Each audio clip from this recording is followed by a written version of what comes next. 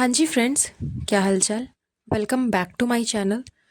आप सभी को मैडम का वो प्रीवियस वाला डायलॉग तो याद ही होगा ना, जो उन्होंने अपनी प्रेगनेंसी के टाइम पे बोली थी। मैंने बोला था ना, मैंने बोला था ना। मतलब बहुत ही ज़्यादा डेस्परेट थी मैडम अपने बेबी को लेकर के, क्योंकि उनको हर हाल में एक बेटा ही चाहिए था। स्टार्टिंग से लेकर के एंड तक मैडम का पूरा फोकस था इस चीज़ पे कि वो हर हाल में एक बेटे को ही जन्म दे। Maybe I am not sure, लेकिन मे बी हो सकता है मैडम ने चेकअप भी कराया होगा, अल्ट्रासाउंड भी कराया होगा, ये चीज़ क्लियर करने के लिए कि उनको लड़का होने वाला है या लड़की। तो जब अगर रिपोर्ट में बॉय आया होगा, इसीलिए मैडम ने अपनी प्रेगनेंसी की जो जर्नी थी वो आगे कंटिन्यू की। अदरवाइज़ अगर रिपोर्ट्स में गर्ल आ जाता तो खैर एवरीवन नोज़ कि मैडम के लिए कोई बड़ी बात नहीं है। बच्चों को डंप करना, उनको छोड़ करके चले जाना, स्पेशली एक लड़की को, एक बेटी को जिसके साथ में काफ़ी कुछ आगे जा कर के कॉम्प्लिकेशंस हो सकते हैं, लेकिन फिर भी उस बच्ची को छोड़ करके चले जाना ये मैडम के लिए कोई नई बात नहीं है। बहुत ही मतलब आसानी से चुटकी बजा करके मैडम ये काम कर सकती है, क्योंकि सबको पता है कि मैडम ने ऐसा पहले भी किया हुआ है। मुझे तो लगता है ना कि जनाब ने ये जो मैटर उठाया ना, 2 साल पहले वाली टॉपिक, मासूम रिश्ते वाली टॉपिक, ये उठा करके उसने खुद ने अपने पैर पे कुल्हाड़ी मार ली।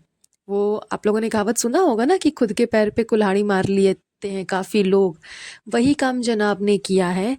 वैसे इस सिचुएशन में जो कुछ भी हुआ, जितने भी सामने सच्चाई आई, इसमें जनाब को वैसे कोई ख़ास फ़र्क नहीं पड़ा होगा, बिकॉज़ ये सारी कंट्रोवर्सीज़ जो है, ये सारे जो एलिगेशंस है, वो सब मैडम के ऊपर लगाए जा रहे हैं। जनाब के ऊपर तो खैर कुछ भी नहीं है, उसका तो खैर दूर दूर से इस चीज़ से रिलेट कोई भी रिलेशन नहीं है, क्योंकि जो कुछ भी है वो मैडम का है, वो भी उसके एक्स हस्बैंड से है।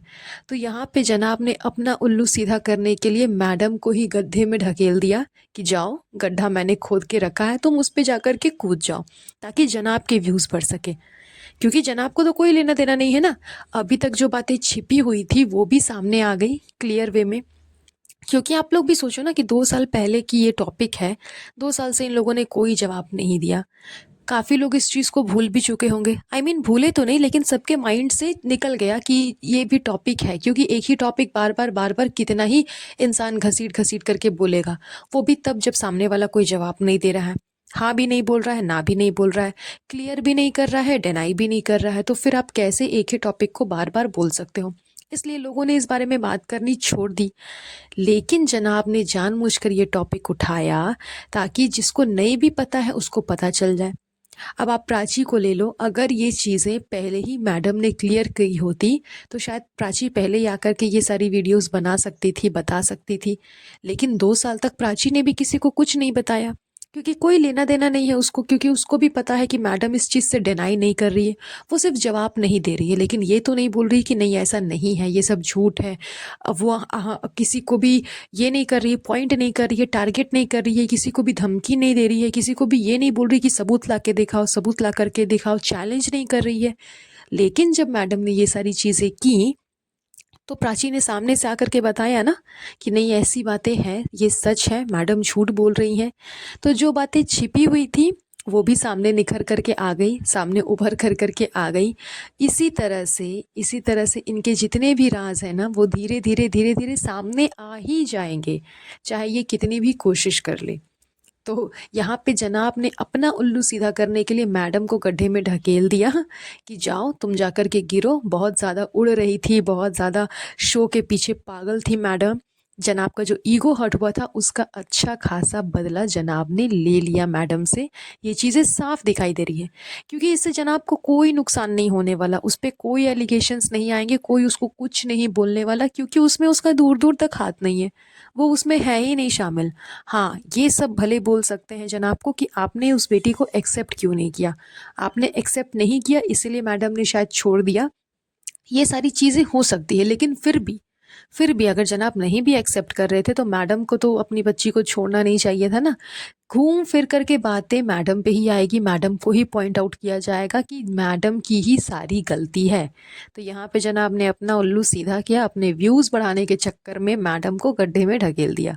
सो बैक टू द पॉइंट, मैंने जो बेबी बॉय वाला टॉपिक उठाया था, यहाँ पे चबूतरा ने क्या खेल खेला है, मतलब हैट्स ऑफ।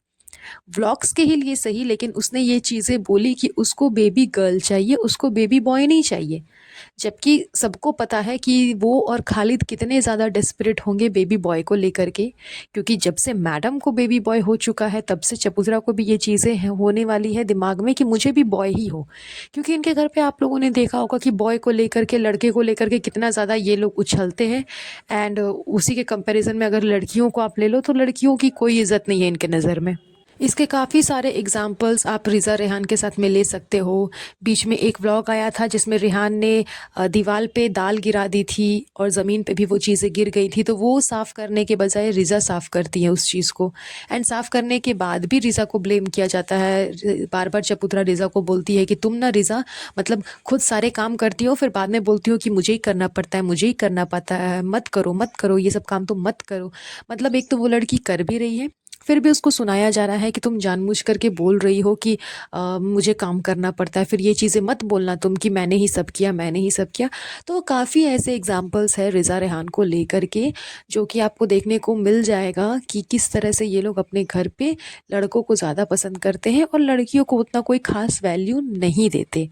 और जब से भाभी का बेटा हो चुका है तब से चबूतरा को भी ये चीज़ें हैं कि उसे भी लड़का ही हो, लेकिन एटलीस्ट व्लॉग के लिए ही सही उसने ये चीज़ें बोली तो, कि उसको बेबी गर्ल चाहिए।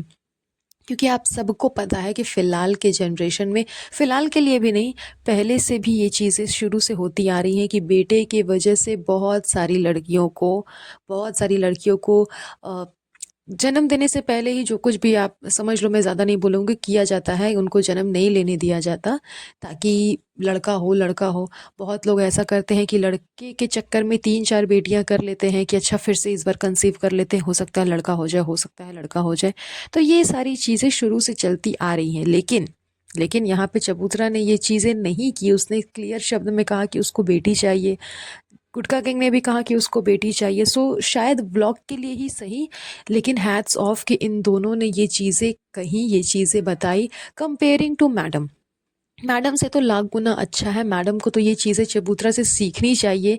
यहाँ तक कि आप लोग ये भी देखो ना कि चबूतरा प्रेगनेंसी की अपनी जर्नी जो है उसकी, उसमें उसने उसने भी अपने घर पे रेनोवेशन कराया है, लेकिन एटलीस्ट एक रूम उसने सेफ रखा है ताकि वो वहाँ पे रह सके। ऐसा सिचुएशन नहीं आ जाए कि अगर मुझे रहना है तो मैं कहाँ रहूँ, सारे रूम में तो कंस्ट्रक्शन का काम चल रहा है, जिस तरह से मैडम के घर पे चल रहा था। एंड उसी कंस्ट्रक्शन साइट पे मैडम घूमते रहती थी धूल में, मिट्टी में, नीचे काटी है, लकड़ी है, क्या है, कोई फ़र्क नहीं पड़ रहा। कैमरा लेकर के मैडम वहाँ पे ब्लॉग बनाने चली गई है अपनी प्रेगनेंसी के जर्नी में। तो एटलीस्ट यहाँ पे चबूतरा उस चीज़ में तो काफ़ी अच्छी है कि उसने एक ही बंदे को हायर किया जो कि सारा काम करे। मैडम की तरह अलग अलग हायर नहीं किया कि पूरी खिचड़ी बन गई मैडम का जो 5 BHK का घर था, और देखने लायक भी कुछ नहीं, सिर्फ वाइट एंड गोल्डन के अलावा और कुछ भी देखने को नहीं मिला। लेकिन यहाँ पे चबूतरा ने खैर अच्छा काम किया कि उसने एक ही इंसान को हायर किया जो कि उसके पूरे घर को सेटअप कर सके। ऊपर से एक रूम उसने नॉर्मल वैसे के वैसे ही रहने दिया, उसमें कुछ भी चेंजेस नहीं करवाए, ताकि उसको कभी वैसा सिचुएशन हो जाए तो वो रूम तो एटलीस्ट रहेगा ना जिसमें वो रह पाएगी अपने बच्चे को लेकर के। एंड यहाँ तक कि इसका तो खैर जो घर है वो इसकी डिलीवरी से पहले ही कंप्लीट हो जाएगा, मैडम की तरह नहीं कि घर अभी कंस्ट्रक्शन में चल ही रहा है और इधर डिलीवरी हो गई। तो ये सारी चीज़ें एटलीस्ट मैडम को चबूतरा से सीखनी चाहिए कि कम से कम वो मुंबई की नहीं होने के बावजूद, गुटका किंग मुंबई का नहीं है, फिर भी उसने सारा सेटअप अच्छे तरीके से किया। क्योंकि हर जगह चबूतरा जा कर के सब कुछ सेटअप नहीं कर सकती थी, बहुत दिनों से वो घर से निकली भी नहीं थी। जब से प्रेगनेंसी उसकी स्टार्ट हुई है तब से वो घर से ज़्यादा निकलती भी नहीं थी। तो सारा सेटअप जो किया गया है वो गुटका किंग ने किया है। वो मुंबई का नहीं है, लेकिन फिर भी उसने अपना दिमाग लगाया, सारे चीज़ें जो है वो वेल ऑर्गेनाइज्ड के तरह किया। तो यहाँ पे जनाब को भी सीखना चाहिए गुटका किंग से, एंड मैडम को भी। ये दोनों सिर्फ क्या है ना, हवा उड़ाते हैं। पैसे के पीछे, पैसे के दम पे सिर्फ हवा उड़ाते हैं कि मैं ये हूँ, वो हूँ, ऐसा हूँ, वैसा हूँ, ये हमारा लेवल है, ये है, वो है, मैं जनाब हूँ, जनाब, जनाब। बस डायलॉग ही मारते रहते हैं, लेकिन करने के समय में कुछ भी नहीं करते, कुछ भी नहीं। ज़ीरो नील बटा सन्नाटा जो होता है ना, बस वही है ये लोग। लेकिन यहाँ पे गुटखा किंग और चबूतरा ने खैर बहुत अच्छा काम किया, हैट्स ऑफ टू देम। मैं बार-बार बोल रही हूँ, इस चीज़ों को सीखना चाहिए मैडम को, गुटखा किंग से एंड चबूतरा से भी, कि किस तरह से उन्होंने अपने घर को भी पूरे अच्छे से सेटअप कर लिया, प्रेगनेंसी से पहले, सॉरी डिलीवरी से पहले। और साथ ही साथ उन्होंने ये भी ईगरनेस नहीं दिखाई, ये भी उनके अंदर डेस्परेशन नहीं है कि मुझे वो बेटा ही चाहिए, मैंने बोला था ना। ऐसा चबूतरा नहीं बोल रही है, वो पहले से ही बोल रही है कि उसको लड़की चाहिए। एंड वो ऑडियंस को बोल रही है कि आप गेस करो कि क्या होगा, अदरवाइज उनको तो खैर लड़की ही चाहिए, क्योंकि उसे ये चीज़ें हैं कि जैसा वो पहनेगी वैसी उसकी बेटी भी पहनेगी। ये चीज़ें होती है माँ के अंदर कि जैसा मैं पहनूँ मेरी बेटी भी वैसा ही सेम टू सेम पहने। स्पेशली सेलिब्रिटीज़ के अंदर तो ये चीज़ें और ज़्यादा होती हैं, वो जैसा आउटफिट खुद पहनते हैं अपने बच्चे को भी वैसा ही पहनाते हैं, खास करके लड़कियों को। तो ये चीज़ें चबूतरा ने बताई, क्लियर की, सो बहुत अच्छा लगा सुन करके। सो मैडम आपको भी ये चीज़ें सीखनी चाहिए चबूतरा से। So that's all. मैं बार बार बोलूँगी मैडम, कर्मा घूम करके वापस आता है, आप अपनी हरकतों पे लगाम लगाइए, अदरवाइज़ वो दिन दूर नहीं जब आप एकदम ऊपर से नीचे गड्ढे पे गिर जाओगी। चलिए, ये पॉडकास्ट हम यहीं पर एंड करेंगे। बहुत जल्द मिलेंगे आप लोगों से नए पॉडकास्ट पे। तब तक आप सब अपना अपना ध्यान रखिएगा। Have a nice day. Bye bye.